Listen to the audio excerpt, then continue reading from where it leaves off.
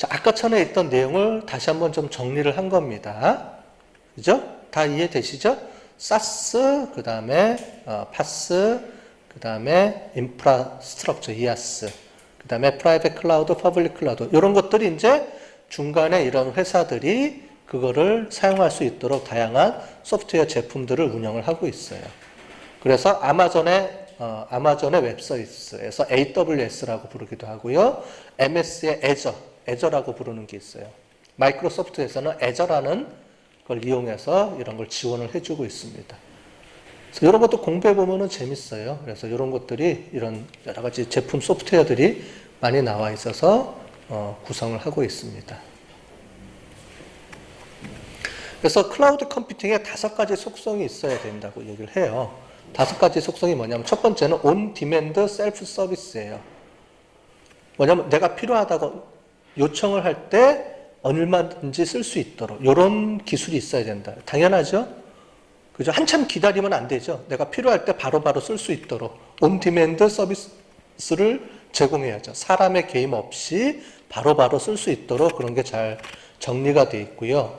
그 다음에 메저드 서비스라는 거는 당연히 지금 보는 것처럼 얼마만큼 썼는지 측정을 해야지만 과금을 부여할 수 있잖아요. 그죠? 그래서 내가 쓴 용량만큼 계산해주는 이런 서비스를 맞춰야 되고요. 그 다음에 탄력적으로 움직인다는 건 뭐냐면 아까 전에 얘기했던 대로 내가 어떤 특정한 서비스를 쓰는데 여기에 컴퓨터 하드웨어 용량이 차면은 바로 이게 확장이 돼서 쓸 수 있도록 만들어주는 거예요.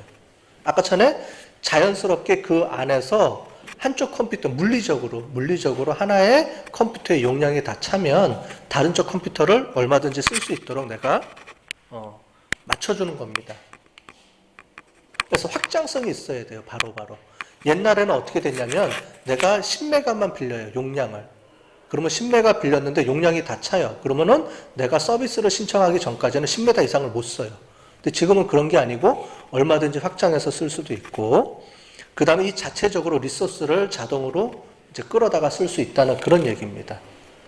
그 다음에 브로드 네트워크 서비스를 지원을 해줘야 되고요. 리소스 풀링을 해줘야 된다. 뭐 이런 얘기들을 하고 있습니다. 클라우드 컴퓨팅 시장의 중요성에 대해서 이제 잠깐 설명을 드리면, 여기 보시는 것처럼 다양한 부분하고 지금 연결되어 있어요. 우리가 많이 봤죠, 지금? 그래서 소셜 네트워크가 지금 서비스가 엄청나게 확산되고 있어서 사용되고 있고요. 그죠? 그리고 뭐 페이스북이라든가 뭐 여러 개 많이 활용이 되고 있고, 그 다음에 이런 모바일 기기들, 그 다음에 여러 가지 기계 장치들, 그런 것들이 서로 연결이 되어 있고요. 그래서 뭐 IoT라고 부르기도 하고 우리가 다양하게 움직이고 있고요. 그 다음에 계속 얘기했던 이제 빅데이터, 이런 기술들이 발전하면서 엄청난 양의 데이터들이 이제 쏟아져 나오기 시작을 하고, 그 다음에 여러 가지 기계 사물들끼리 서로 연결이 되는 IoT 시장이 확산이 되고, 이런 것들이 전반적으로 확산이 되면서 클라우드가 엄청나게 중요한 그런 하나의 그 기반 산업으로 계속 확장될 수밖에 없다. 뭐 이런 얘기를 우리가 했습니다. 어쨌든 그 가운데 클라우드가 이렇게 구축이 돼 있어야지만 이런 것들이 전체적으로 다 유기적으로 연결될 수 있다는 거예요. 옆에 그림에서 보면 여러 가지 디바이스들이 연결돼 있고요. 그 다음에 IoT, 이런 IoT 사물들 간에 하면서 머신러닝 이런 것들이 개발이 돼서 움직이고 있고, 여러 가지 빅데이터들이 움직여서 저장이 되고 이런 것들이 다시 분석이 되고 이런 사이클들이 계속 움직이고 있는 거죠. 그래서 그 각각에 대해서 적어놓은 겁니다. 모바일에 대한 얘기는 우리가 했던 것처럼 스마트폰이 이제 본격적으로 이제 계속 성장하면서 엄청나게 많은 양들이 계속 연결이 될 수밖에 없는 그런 상황이고요. 그 다음에 IoT, 사물 인터넷이라는 게 이제 계속 우리가 증가하면서 이런 것들도 우리가 클라우드를 이용해서 인프라하고 플랫폼을 구축하는 것들이 이제 연결되어 있고, 뭐 빅데이터는 말할 것도 없고요. 다양하게 많은 양의 거대한 양의 데이터들이 이제 저장이 돼서 분석돼야 되니까 당연히 클라우드 시스템이 구축이 되어 있어야 되고요. 뭐 소셜 네트워크도 마찬가지고. 그 중에서 이제 하나의 대표적인 게 이 아마존에서 만든 클라우드 컴퓨팅 이런 시스템이에요. 실제로 그 SM, 여러분들이 알고 있는 그런 SM 엔터테인먼트에서도 이런 아마존 그 클라우드 시스템을 이용해서 이렇게 구축을 해놓은 상태입니다. 그래서 여기 보면 다양한 여러 가지 서비스들이 있어요. 그래서 데이터베이스로 데이터를 저장할 수 있게 되는 서비스도 있고, 그거를 분석하는 분석 툴도 제공해주는 서비스도 있고, 뭐 여러 가지 다양하게 연결되어 있죠. 그래서 아마존 웹 서비스, 그래서 AWS라고 얘기를 하는데, 이런 시스템들을 통해서 사람들이 이제 들어오거나 매니저들이 들어와서 다양하게 이제 움직이면서 쓸 수 있게끔 이렇게 하고 있는 거예요. 그래서 이 중간에 있는 게 실제로는 아마존 이 웹 서비스를 이용해서 움직이고 있다, 구축하고 있다, 이렇게 보시면 될 것 같아요. 그러니까 다 임대해서 쓰는 거죠. 여기 있는 것들을 임대해서 쓰고 있다. 그러니까 자체 구축하는 게 아니라는 거예요. 그 다음에 주요 파스 업체들이라고 되는데, 이제 이런 것들이, 알고 있는 그 클라우드를 이렇게 구축해주는 회사들입니다. 다양하게 많이 있죠. 구글도 있고요. 그 다음에 force.com이라고 있는데, 이제 salesforce라는 게 있어요. 영업 쪽에서 가장 유명한 이제 그런 회사인데, salesforce.com도 있고, 오라클도 있고, 윈도우즈, 마이크로소프트사에서 있는 애저라고 읽습니다. 얘를 애저 서비스도 있고, 클라우드 파운드리, 이런 것들이 있습니다. 아마존 웹 서비스. 이런 것들이 이제 중요한 웹 서비스들이에요. 업체들이에요. 보시면 되고요. 그럼 이런 것들이 어떻게 구성이 되냐면은, 우리가 아키텍처라는 게 있어요. 이런 아키텍처는 뭐냐면, 이런 시스템이 구동이 되려면 어떤 다양한 그 층으로 이루어져 있어요. 제일 밑에서는 어떤 역할을 하고, 그 다음에 어떤 역할을 하는 이런 계층 구조로 되어 있다는 겁니다.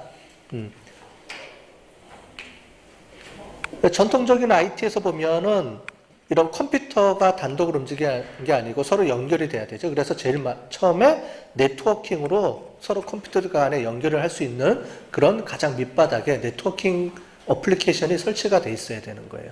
여러분들 보면 이제 안에 랜카드가 꼽혀져 있을 거예요. 뒤에 컴퓨터 뒤에 보면은 랜카드 꼽죠? 이런 거예요. 그거를 랜카드 역할을 해주는 네트워킹이 있어야 되고, 저장하고 그 다음에 이렇게 서버 역할을 해주고, 뭐 이런 여러 가지. 제일 위에가 이제 어플리케이션, 프로그램, 우리로 치면 이제 한글이라든가 엑셀 이런 것들이 화면에 띄워주는 이런 서비스들이 있어야 된다라는 건데, 클라우드 컴퓨팅에서는 이제 이런 것들이 어떻게 이루어지는지를 보는 겁니다.